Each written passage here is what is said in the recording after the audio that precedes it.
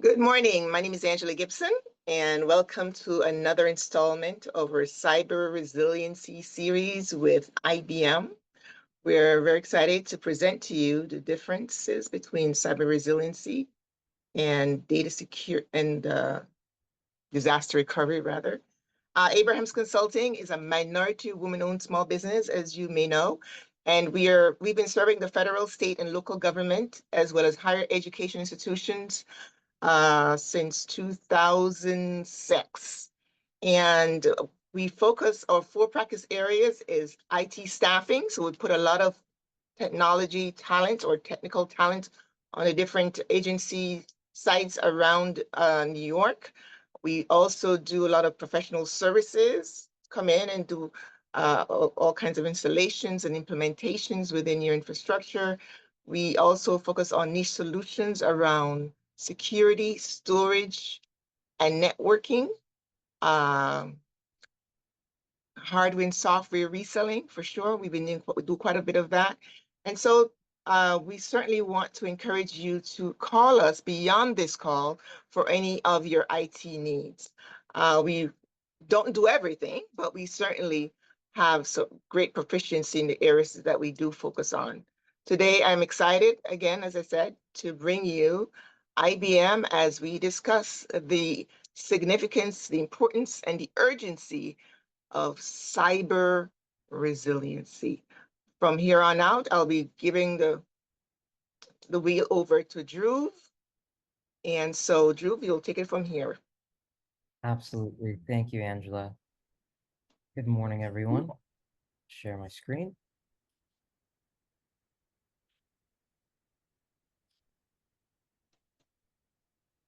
All right, everyone. Thank you for your time this morning. My name is Dhruv Khurana. I am a technical representative in the IBM Channels organization. I work with our awesome business partners like Abrahams Consulting, and I'm excited to talk to you about cyber resiliency with IBM Flash System and IBM Storage Defender. My hope is that you find this presentation informative and insightful because cyber resiliency, it's commonly misunderstood, but it's critically important to a lot of organizations today. When we talk about building a resilient IT infrastructure and ensuring business continuity, cyber resiliency is a key aspect of that. So I'm going to talk to you about this stuff at a high level. We may not need the full hour, and then the IBM and Abrahams consulting team is happy to follow up with you if there's anything in particular you would like a deeper discussion on a one-on-one session. I'm also joined here by my esteemed colleague David Gates from the IBM Flash System SWAT team. If you have any questions throughout the presentation or even at the end of the presentation, feel free to put them in the chat, and David and I will do our best to answer. So let's get to it. So data matters, right? Data matters because of data-driven decision-making. And that's why data is constantly under threat by sophisticated cyber attacks, ransomware, and cyber warfare. All types of data today, enterprise data, personal data, quantitative data, qualitative data, et cetera, is under threat because data is the new oil. It powers business intelligence and artificial intelligence and generative artificial intelligence. These bad guys know that if they capture that data, they impact an organization's ability to make data-driven decisions and remain operational. And the thing is, the amount of data is continuing to increase, and as a result, so are the number of threats. And now the expectation is, the expectation to protect the data is now becoming, legislation, as we can see at the bottom of this slide. So there's a cost of not being resilient to these types of threats. There's a financial cost, a reputational cost, a political cost among some of the costs. And unfortunately, the Fulton County government in Metro Atlanta earlier this year suffered some cost. In February of this year, Fulton County was hit with ransomware that affected the entire county, their phone system, their court systems, their tax system, their jail systems, let alone using data to make data-driven decisions. They were completely inoperational, and unable to collect tax revenue. And as a result, Fulton County spent $10 million on upgrading their cyber defenses after this ransomware attack. And this was in the news. So a lot of organizations think that if they have a strong cybersecurity, they're fully protected. They focus on keeping attackers out, which is important, but reality is no cybersecurity is 100% perfect. Others rely on traditional data protection like disaster recovery, thinking they're fully covered if a system failure or disaster happens. But here's a problem. Cybersecurity and disaster recovery alone don't equal cyber resilience. Cyber resilience, it's different. It's about making sure even if attackers do get in or systems are compromised, critical applications and critical operations are continuing to run because your critical data is protected and you can recover quickly. It's not just about the prevention, it's about adapting, recovering, and getting back to work fast. And then the combination of cybersecurity and data resilience, and I know I was using the word cyber resilience, now I'm using data resilience. These terms are interchangeable because essentially what you're trying to protect is the data. So cybersecurity and data resilience, the combination is what ensures business resiliency.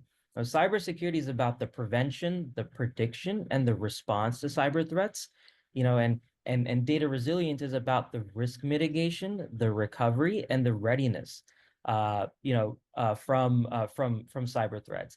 It's not a question of am I going to get attacked, but am I prepared once I am attacked? Cybersecurity is like a shield, and cyber resiliency is like a safety net. So to plan for cyber resilience, it's important to distinguish between minimum viable company recovery and full company recovery.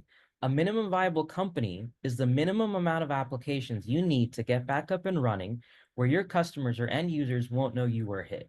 The MVC are the key applications and data that's essential to your business. And it's probable that you already know what most of these primary critical workloads are, but we recommend using tools to check so you don't find something as simple as user credentials, forgotten in the recovery process. And then from a data protection perspective, these are going to be the workloads that you're doing high availability or synchronous replication on today to ensure low to zero recovery point objective, RPO, and recovery time objective, RTO. And then to recover these these applications, this data as fast as possible from seconds to minute, you would want to keep data copies on array that will deliver the fastest recovery. And then, without a cyber resilience strategy and solution in place, it takes companies, 23 days on average to recover from ransomware incidents.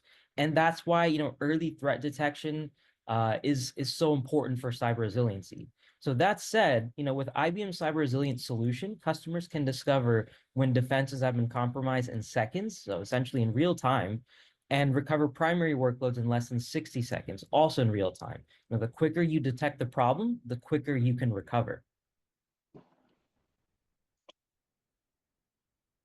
So IBM Flash System is a cutting-edge storage solution developed by IBM's R&D team and Micron Technology's R&D team. It uses flash memory to store, manage, and secure large amounts of enterprise data with high speed and reliability. And what makes Flash Systems stand out is its cyber resilience. It's designed to keep your business up and running, even in the event of a cyber attack. Flash Systems, they minimize downtime and keep critical operations running by protecting your mission critical data and enabling fast recovery. And at the heart of Flash Systems are Flash core modules, FCMs. FCMs are what make Flash System truly innovative. FCMs enable the Flash System to be called computational storage because they include a built-in chip that processes data directly on the storage hardware itself. So this reduces load on your servers, improves performance, and ensures low latency. So with Flash System, you're not getting just storage, but a solution that combines cyber resilience and computational storage to meet the demands of the modern day enterprise.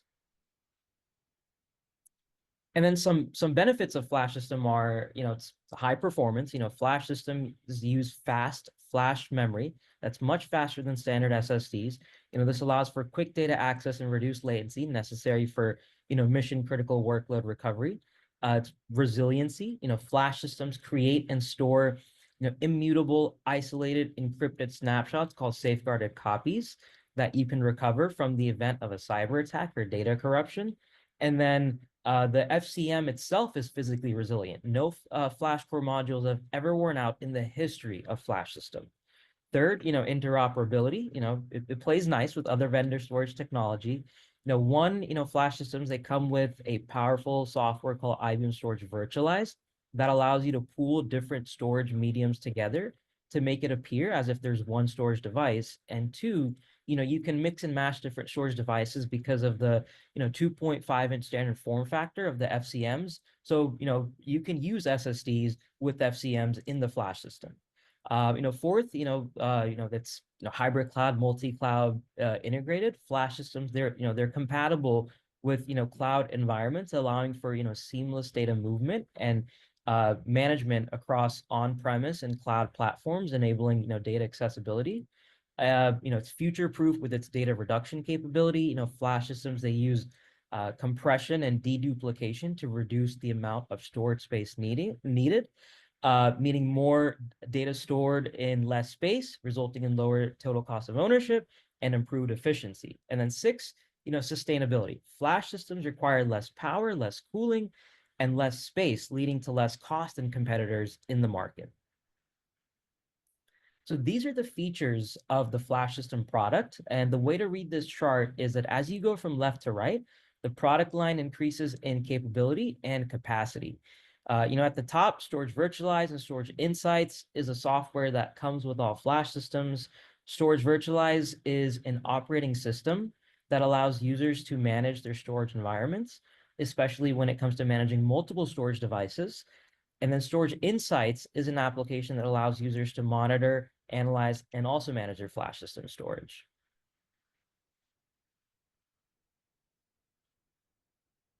And then a key feature that I want to drill down to of the IBM Flash system is a safeguarded copy. Now, safeguarded copies are isolated, immutable copies, meaning they can't be modified or deleted intentionally or unintentionally. And these copies are created automatically and stored on the Flash system array itself for fast restore. Excuse me. And then, ransomware analysis, that's another feature I want to drill down on. It's typically very demanding of system resources, but this is where IBM's FCM4 really stands out. Each FCM4 has a built-in low-power ARM processor that analyzes every single data read and write for 47 different ransomware indicators, things like throughput, compression statistics, encrypted payloads, et cetera, et cetera. And what's neat is that this is all done in line on the FPGA chip itself, meaning it happens automatically with zero impact on performance. Every 2 seconds, the FCM sends a summary of these statistics to the Storage Virtualized OS running on the Flash System controller, and no other vendor can match this level of detailed analysis and real-time ransomware detection. So with this slide, I want to show you what an FCM looks like from the inside compared to an SSD. At IBM, our scientists are working, closely with the Micron scientists to push the limits of flash technology. They're working with flash at the atomic level. So, as a result, they found a way to get performance out of TLC flash, which is much faster and more durable, out of QLC flash, which is typically slower, but, more cost effective. So by innovating at the chip level itself, they're able to get 20% of QLC flash to perform at SLC speeds. So what all this means is that you get high performance, better endurance, and lower cost, all without having to buy extra capacity to handle peak workloads, something other vendors they can't match. And then another innovative feature of IBM Flash System is its quantum safe encryption. Flash systems utilize the quantum safe cryptography algorithms, designed to protect data against, potential attacks from future powerful quantum computers that could, potentially break traditional encryption methods, in use today. Quantum safe encryption, it's a way to secure data even when quantum computing technology advances significantly. And again, this is something no other vendor is doing either. And then, at IBM, we offer something called the Cyber Recovery Guarantee. And what it is it's a commitment from IBM that ensures businesses can recover their data from an immutable snapshot within 60 seconds or less. It's specifically designed to help organizations quickly bounce back from ransomware attacks or other cyber incidents by providing fast access to clean, uncompromised data stored on their IBM flash system storage array. And it essentially guarantees a rapid recovery time in the event of a cyber incident to minimize downtime, enhance cyber resilience, and ensure business continuity that we talked about earlier. And then, to complement our flash system product, we have a software as a service called IBM Storage Defender. And Defender provides integrated data resiliency through three main functions: early detection, data management, and fast and safe recovery. So starting with early threat detection, Defender monitors signals across all infrastructure. This includes hardware, primary storage, backup storage, and threat detection systems. Defender correlates these signals to identify potential issues or threats early on, preventing minor anomalies into turning into major problems. Defender uses AI in correlating these signals too. Then next, Defender sets a data resiliency standard across your entire data environment through data management. This involves creating immutable copies of primary files and volumes, as shown in the diagram. And again, immutable safeguarded copies being secure, unchangeable versions of your data that are stored separately, so they remain protected from tampering or corruption. And then finally, fast and safe recovery. If recovery is needed, Defender enables access to trusted copies of your data. These copies go through thorough scanning and clean room testing before they're restored, ensuring only clean, uncompromised data is brought back into your live environments. And this functionality is enhanced by Defender's use of automation in restoring clean copies of your data. So, to put it all together, Defender complements Flash System by adding a powerful layer of protection and resiliency. So, I've talked about Flash System, I've talked about Flash Core Module, I've talked about Defender. Let's take a look at how all these pieces work together. So every business that wants to deal with any type of disaster, cyber included, must have safeguards in place. And these safeguards are there for whenever that boom happens. And today that boom is related to cyber-related activity. So when that boom happens, there's only one thing that matters: time. The business goal is to have as little time between when they get hit to when they're up and running after an attack as possible. So let's take a look at what cyber resilient organizations in the world today are doing. The first thing they do is they set up a cybersecurity practice, which is, which goes beyond software, but also people and best practices. Everything you can possibly do to ensure the organization is as safe as possible, because the data has to be secure. The second thing we do is disaster recovery, right? Known as DR. Right? DR, it's a replica of everything you have in a different geographical location. So if you have a flood, a fire, an earthquake, a power outage, you can transfer the business over to that copy of data while the power comes back or whatever. And the last piece is backup and recovery, right? The ability to have a light data set that if anything bad should happen, and how they determine the recovery, if you will, from that perspective, is from RPOs and RTOs, right?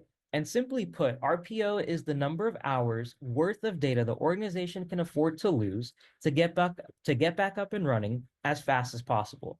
RTO has to do with time, right? It's the target time period of downtime they aim to hit after disruption. So how do you determine if your RPOs and RTOs are on target? Well, it's not as simple as you want it to be. The truth is, everything is good until it isn't. And when it isn't, that's when you learn, hey, are my RPOs and RTOs in line with what really could happen? And as you can see, the boom happened, right? So once this boom happens, you got to figure out the 6 W's. Who did this? Was this due to an internal person or an external person? When did this happen? What exactly happened? Where did it happen? Is it localized? Is it worldwide? When did this happen? A day ago, a week ago, a month ago, et cetera. And why not recover from backups? If the backups are infected, or more infected as much as production, well, that's, probably not a good idea to recover from those backups, right? And then, when was the data last tested, right? It's, so it's critical to figure out these 6 W's. Recovering, without knowledge of these 6 W's, it can be disastrous. So let's take a look at what a normal organization relies on for backup and recovery, if you will, right? So backup softwares offer, that ability to recover, in 4 hours, but there are a bunch of assumptions they make. So the first assumption they make is that you've already set up your minimum viable company. Second assumption, that you've already figured out your 6 W's. Third, they assume you already have recent and clean copies of your data. And fourth, that you have a clean, unobstructed pipe to recover your clean data from. Now let's take a look at what the bad guys are going to do. So the bad guys, they're going to first encrypt your backup data first, because they know that's where you're going to go to first. And then they're going to encrypt your primary, right? Data set. And unfortunately, that's when the businesses get the ransom note. Now, are the RPOs and RTOs that you put in place, are they really valid any longer? And now that you've missed the goal of being up and running as quick as possible. So now let's take a look at how IBM goes to market, different from the average players in the market. So, how IBM starts out, we start out with the same thing, cybersecurity. What I'm talking about today, you don't need to have IBM security. You can, and we're of course happy to work with IBM security, but you don't need to. So whatever you've got right now, we can still use it. And then the next step, it's imperative that an organization finds out and sets up a minimum viable company data. It's crucial in getting time on your side. IBM and the Abrahams Consulting team, they can help you figure out that MVC and set up that MVC. Now let's bring in that ransomware threat detection on FCM4 that we talked about earlier. So afterwards, we send off that data from the ransomware threat detection to storage virtualized to analyze that data and look for anomalies. And if that data is marked good, we make an immutable copy, right? And these copies are made not only on the array but also on the backup sites. When you look at this, big green arrow on the left. So, the next thing is we encrypt that data with the latest and greatest encryption techniques. And now that we've made encrypted data at the backup sites, let's put the immutable snapshots on the physical flash system array. So we fence off an area, and that's where the snapshots go. And when you want to recover as quick as possible, you want to recover off this primary array. So now, what if that data is indeed marked as bad or anomalous? So storage insights, that I talked about earlier, will further analyze the data and work with the SIMs and SOARs. And these SIMs and SOARs are going to initiate playbooks. If you see this type of activity, run this play. If you see that type of activity, run that play. So now let's go back down to the repository, right? So a differentiator of IBM is that we've got a clean room technology. It's a fenced off area that bad guys can't get into, where it tests that data and validates that data to look for the last known good copy. And once the clean room says it's good from, after the testing and validation, we know we can recover that data. And that's what that green, check mark represents next to the flash system. So now the boom has happened. There we go. The boom's happened. So let's take a look at how the IBM cyber resiliency is going to happen, right? So with IBM cyber resiliency, businesses have the ability to recover their minimum viable company data that's already been tested and validated from the array itself for fast and safe recovery. Not from the cloud, not from some MSP where you have to worry about the bandwidth of the pipe, but you're recovering off the array itself, and it happens to be the fastest array there is. And then, by the way, you also don't have to worry about the 6Ws. And then, to wrap it all up, this entire methodology, it can be applied to all of your data with Storage Defender. And then, again, the benefit to your organization is less data affected and fast recovery.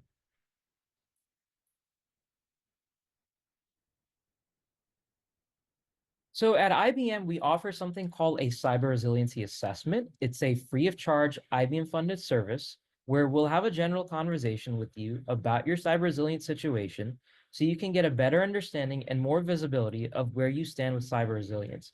We'll take you through a series of questions, and then, using your response to these questions, we'll do an analysis to better understand your cyber resiliency.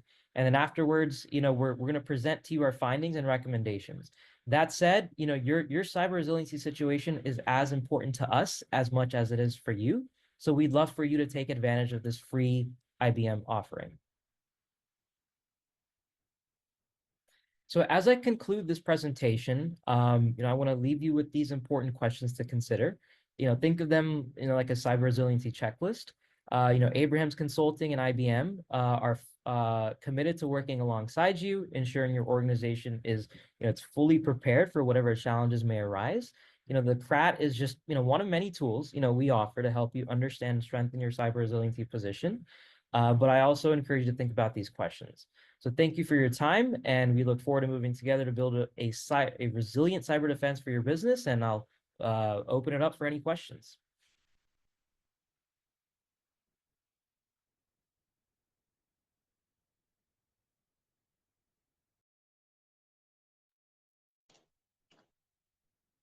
Well, it